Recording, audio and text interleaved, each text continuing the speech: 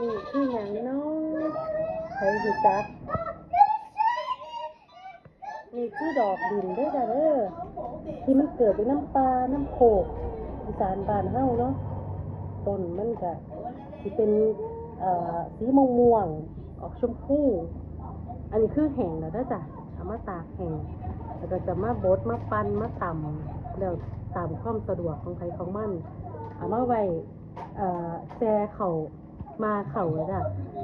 หุงข้าวเจ้าก็ได้ก็งามบางคนก็เอาไปเฮ็ดข้าวต้มเฮ็ดขนมสังขยาเอาไปแช่ไปมาข้าวหนึ่งข้าวเหนียว